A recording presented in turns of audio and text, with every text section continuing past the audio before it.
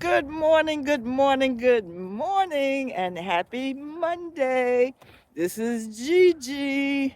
If you're going to walk out here in the 757, make sure you are wrapped up like I am this morning.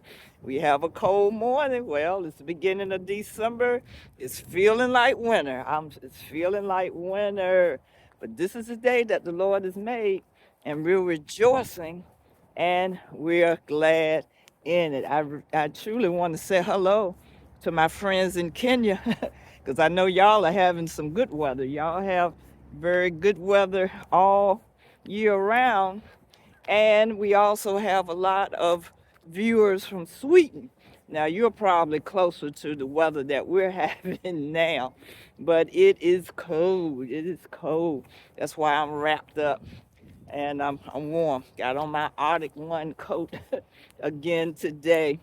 But this is the day that the Lord has made, and we're rejoicing and we're glad in it. Oh, we hope you had a nice Thanksgiving holiday and weekend. I know a lot of the people are going back to work or they're headed back home from the holiday. Well, got a gym nugget for you this morning. I'm always inspired a lot of times by our daily bread reading and devotional.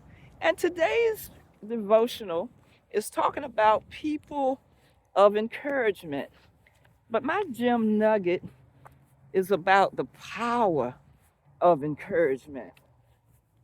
Today, it is talking about a disciple of Jesus whose name was Barnabas. His name was Barnabas. And Acts 11:23, it says simply, Barnabas encouraged them all to remain true to the Lord with all their hearts. Well, let me tell you a little bit about Barnabas.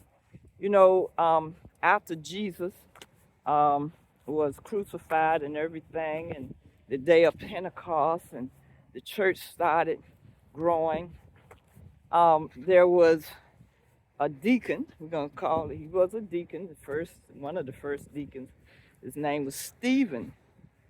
And when he was killed and persecuted, the church started to spread. It was scattered. It was called a diaspora because it was a scattering of, the Christians. But everywhere they went, they started establishing churches everywhere they went. But of course, they was under persecution too for the name of Jesus. And but many good things was happening. Now, one of the things that happened was that Saul was converted. Saul, who later became Paul, he first of all was a persecutor until, Jesus knocked him off his horse and everything, and he became one of the um, greatest men of the gospel. I mean, he wrote the majority of the New Testament. But when he was converted, a lot of people were scared of him because there was a man named Ananias, and Jesus, through the Spirit said, accept Saul because now he's one of mine. And Ananias was scared. He said, do you really know who you're talking about? He's the one. But this Barnabas, and Barnabas' name, I learned this today. First, his name was Joseph of Cyprus, but his name was changed to Barnabas because Barnabas meant son of encouragement. I'm teaching this morning. The son of encouragement because when they found out, first of all, in this verse, that the Christians that were scattered, they were creating other churches, although through the persecution, he encouraged all of them. But when it came to Saul, who was converted to Paul, and some of the other people didn't want, it was, very skeptical of, Paul once he was converted. Um, And, they were trying to, Paul and Paul, whatever you want to call him, was trying to let the other disciples know that he was one of them. Peter was one, and Peter won't having it either, but it was Barnabas who convinced Peter and the rest of them to welcome him as a fellow disciples, and to Ananias as well. Um, it was Barnabas who saw the potential in Saul to serve the Lord. It was Barnabas, because he could see how God had radically changed Saul. But he was the encourager. He was the encourager. And that's why Barnabas stood out so much as an encourager in this lesson today.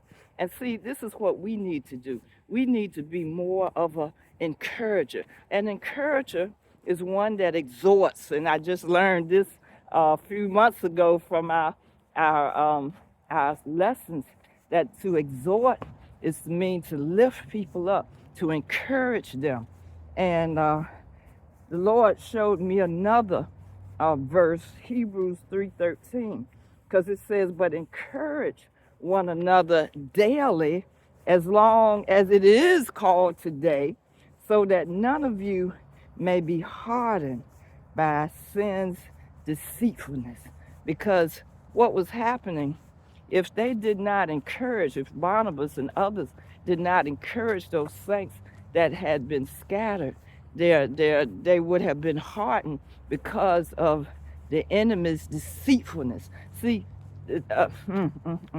if I can get into this, the enemy, the devil, is the accuser of the brethren.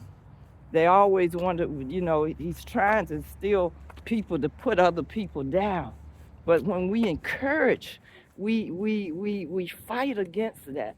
That when we encourage people and that love, it breaks down that hardness that people have against other people. So that's why it says here, but encourage one another daily, as long as it is called today. That means if it's today, you need to encourage somebody, so that none of you may be hardened by sin's deceitfulness. Ooh, what a gem of a verse there about encouragement. Because you don't know the power of encouragement. Because through the words of Barnabas, especially Barnabas, that encouraged Paul, who was converted, whose name was changed from Saul to Paul, to be one of the greatest disciples of the Bible because of Barnabas's encouragement. You cannot measure the power of encouragement. It's just like, when children first start trying to walk, and they'll get up and they'll walk, and then they fall down. And you know what you say? Come on, baby. Get back up there. You can do it. You can do it. That baby will get up and start smiling and moving and moving. And before you know it, that baby be moving across the floor. That's the power of encouragement. Now, what would happen if the baby keep falling down? You say, well, you ain't going to be nothing anyway. Stay down there. You're going to crawl the rest of them to say, But, oh, man, encouragement is so empowering. And let me just add one more thing. If no one encourages you, encourage yourself in the Lord. David had to encourage himself one time because the people turned against him because they thought he was behind their women and children being taken away, and David's men was almost getting ready to kill him. But the Bible said he encouraged himself in the Lord. So if nobody else encourages you today, encourage yourself. But those of us that are called Christians, we should find a way to encourage somebody every day. That's why I do this. This is why I do this walking 1K with Gigi, because I want to encourage, I want to inspire, and I want to instruct everybody, the whole world, going into all the world, teaching all nations, baptizing. So don't forget, ooh, there's power in encouragement. Power in encouragement. The power of encouragement. All right. I'm gonna hurry up and get the rest of my steps in, because every time that wind blows a little bit, it just feels a little bit colder. Now I am warm. I tell you, I am layered down from top to bottom. Got on my Arctic One coat. You know, it's supposed to keep you warm even in temperatures below zero, and it is. So get the rest of my walk on. But I want to remind you a couple of things. Of course, always subscribe to the Gem Nugget channel. We at 31,000 subscribers, y'all. And tomorrow, support Grace Entwine Ministries on Giving Tuesday, sponsored by Facebook Meta.